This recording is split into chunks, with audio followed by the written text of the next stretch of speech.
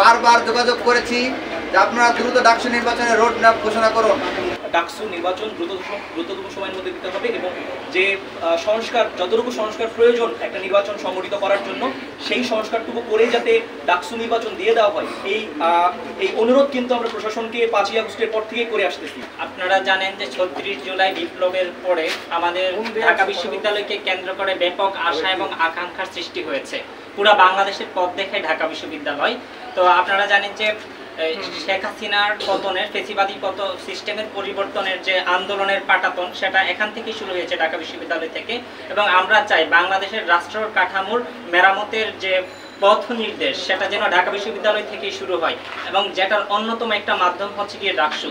তো দেখা যায় যে যত বেশি দেরি হয় তত বেশি ষড়যন্ত্রের পথ উন্মুক্ত হয়ে যায়। তো আমরা চাই যে শিক্ষার্থীদের প্রাণের দাবি ডাকসুটা যেন অতি দ্রুতই হয়ে যায় এবং সংস্কারের মূলা ঝুলিয়ে যেন কালক্ষেপণ না করা হয়। দেখা যায় যে যদি জাতীয় নির্বাচনের পূর্বে আমাদের ডাকসু নির্বাচনটা না দেওয়া সম্ভব হয়, তাহলে পরবর্তীতে ডাকসু নির্বাচনে, জাতীয় নির্বাচনে যারা সরকারে আসবে তাদের হস্তক্ষেপ করার একটা প্রবণতা দেখা যেতে পারে। সেই আশঙ্কায় আমরা মনে করছি যে শিক্ষার্থীরা, যদি আপনারা কথা বলেন শিক্ষার্থীদের কাছে, ওরা গ্যাস্ট্রুম নির্যাতন চায় না, ওরা হচ্ছে ক্ষমতাসীনদের ব্যবহারিক টুল হিসাবে আর ইউজ হইতে চায় না। তো সেই জায়গা থেকে ডাকসু যদি হয়, ডাকসুর কাছে শিক্ষার্থীরা তাদের দাবিগুলো পৌঁছে দিতে পারবে এবং সেই জন্য যে ফার্স্ট প্রায়োরিটি হওয়া প্রয়োজন সেটা হচ্ছে ডাকসু। বিশ্ববিদ্যালয়ের অনেকগুলো কার্যক্রম রয়েছে, তার মধ্যে প্রথম এবং প্রধান এবং মুখ্য প্রায়োরিটি হওয়া উচিত কেবলই ডাকসু, এবং সেই জন্য শিক্ষার্থীরা ধারাবাহিকভাবে আন্দোলন করে যাচ্ছে। আমরা প্রতিনিয়ত বিশ্ববিদ্যালয়ের প্রতিনিধি, যারা শিক্ষক প্রতিনিধি আছে, সুশীল সমাজ আছে, অথবা হচ্ছে গিয়ে বিশ্ববিদ্যালয়ের ঊর্ধ্বতন যিনি ভিসি আছেন, প্রো ভিসি আছেন, প্রক্টর স্যার যারা আছেন, প্রত্যেকের সাথে নিয়মিত যোগাযোগ রক্ষা করে যাচ্ছি এবং আশা করছি তারা আমাদেরকে ইতিমধ্যে আশান্বিত করলেন যে শিক্ষার্থীদের ফিডব্যাক পেয়ে এবং তারা হচ্ছে একটা সংস্কার করে, গঠনতন্ত্রের সংস্কার করে অতি দ্রুত ডাকসুটা দিয়ে দিবেন। সো আমরা চাইবো যে বিশ্ববিদ্যালয় কর্তৃপক্ষ আমাদের দাবিগুলো মেনে নিয়ে যথাসময়ের, যতটুকু দ্রুত সম্ভব, এজ আর্লি এজ পসিবল ডাকসুটা আমাদের সামনে প্রদান করবে এবং অ্যাটলিস্ট রোডম্যাপটা আমাদেরকে দিবেন ইনশাআল্লাহ। যে সংস্কার, যতটুকু সংস্কার প্রয়োজন একটা নির্বাচন সংগঠিত করার জন্য, সেই সংস্কারটুকু করে যাতে ডাকসু নির্বাচন দিয়ে দেওয়া হয়, এই অনুরোধ কিন্তু আমরা প্রশাসনকে 5ই আগস্টের পর থেকে করে আসতেছি। তো দীর্ঘ প্রায় 4 থেকে 5 মাস কিন্তু আমরা প্রশাসনের সাথে দেন দরবার করে চলতেছি যে কত তাড়াতাড়ি যাতে আমরা ডাকসুটা আদায় করে নিতে পারি। কিন্তু আমাদের একটু হতাশাই আমরা হচ্ছি এবং শিক্ষার্থীদের মধ্যেও ডাকসুর যে প্রদীপ জ্বলে উঠছিল 5 আগস্টের পরে, সেই প্রদীপ কিন্তু এখন খানিকটা ক্ষীয়মান হয়ে যাচ্ছে।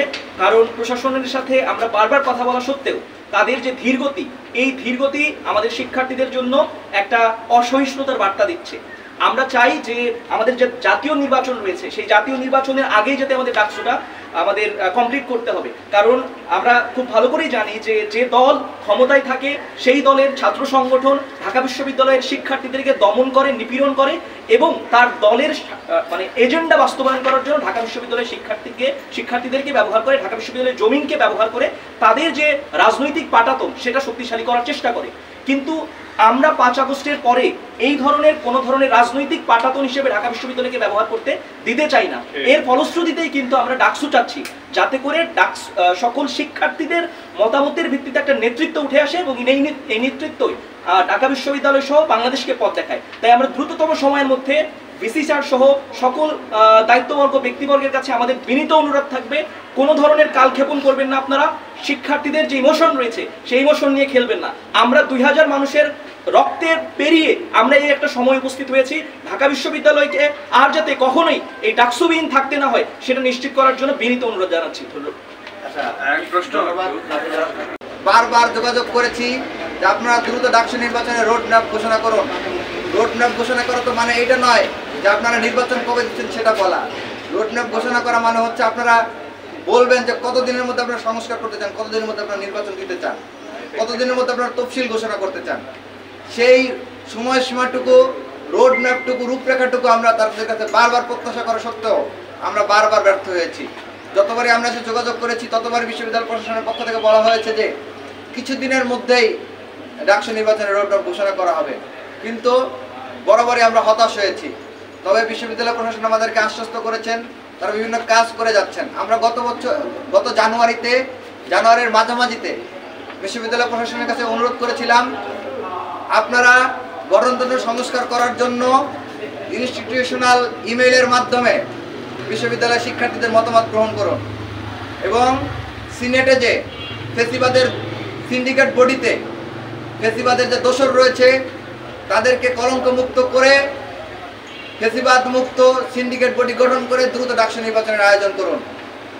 তখন বিশ্ববিদ্যালয় প্রশাসন আমাদেরকে আশ্বস্ত করেছিলেন যে সে জানুয়ারি মাসের মাঝামাঝিতে আশ্বস্ত করেছিলেন যে পরের সপ্তাহতেই তারা শিক্ষার্থীদের মাঝ থেকে তাদের মতামতগুলো ইনস্টিটিউশনাল ইমেইলের মাধ্যমে নেবেন এবং ডাকসু নির্বাচনের যে গঠনতন্ত্রের রূপরেখা সে বিষয়ে মতামত গ্রহণ করবেন, সিন্ডিকেট বডিকে ফেসিবাদ মুক্ত করবেন।